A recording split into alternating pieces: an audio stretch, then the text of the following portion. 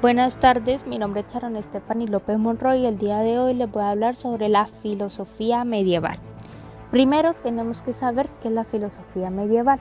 La filosofía medieval es el cuerpo completo de pensamiento filosófico y tratados que se desarrollaron desde la caída del Imperio Romano en el año 530 después de Cristo. La búsqueda principal de la filosofía medieval fue la cohesión de las creencias heredadas de la filosofía clásica con los dogmas del cristianismo, aunque también hubo aportes muy importantes del judaísmo y el islam.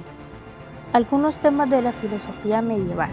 Cuando se trata de conciliar diferentes creencias religiosas con la filosofía, es natural tratar de encontrar respuestas a preguntas como la naturaleza de Dios, la relación entre fe y razón, y la compatibilidad entre el libre albedrío y la omnisciencia divina, entre otros temas como la casualidad y los límites del conocimiento.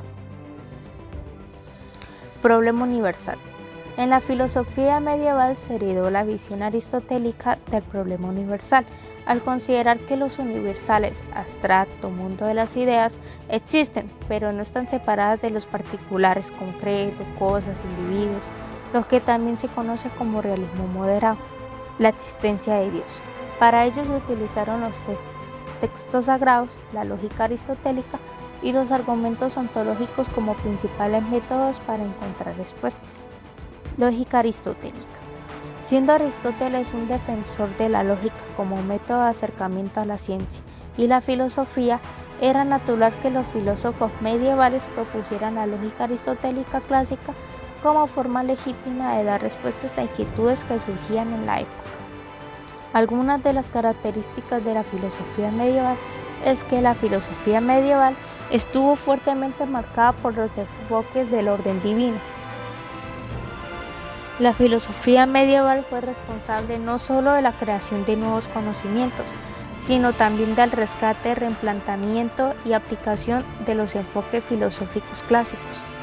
Según este método, el estudio de ciertos conjuntos de silogismo permitía conectar correctamente el sujeto y el objeto, por lo que sería una herramienta útil para adquirir conocimiento. Existen dos grandes periodos de la filosofía medieval, que es la patrística y la escolástica. Les voy a hablar un poco más a fondo de las dos. Empecemos con la patrística. Uno de los representantes más destacados de este periodo fue San Agustín, quien desarrolló lo que ahora se conoce como el neoplatonismo, que se puede resumir como una reinterpretación de la obra de Platón desde un punto de vista cristiano. La escolástica. En esta fase se extiende del siglo XI al XVI. Se intenta explicar la revelación cristiana por medio de la razón. Surgió a raíz de la fundación de las primeras universidades y de la necesidad de aplicar el método científico aristotélico para dar respuestas a planteamientos religiosos o sobrenaturales. Filosofía medieval y judaísmo. El judaísmo también se ocupó de responder cuestiones fundamentales a la luz de la filosofía.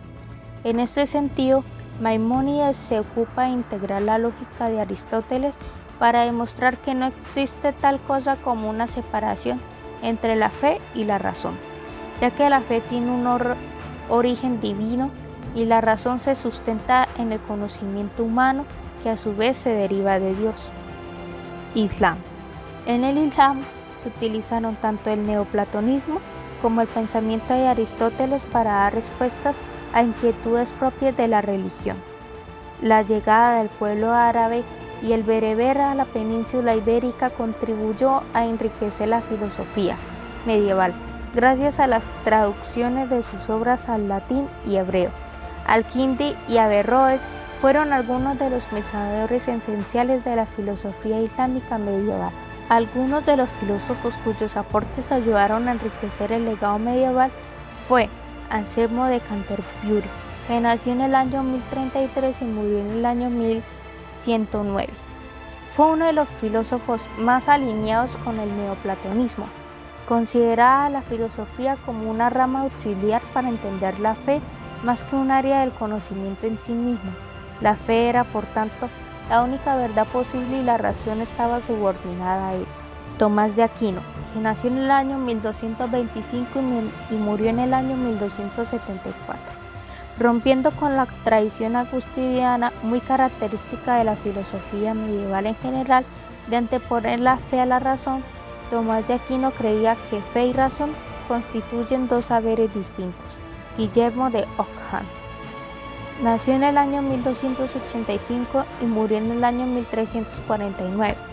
Fue un paso más allá que sus predecesores, defendiendo no solo la existencia de la filosofía y la teología como dos áreas independientes, sino también dividiéndolas.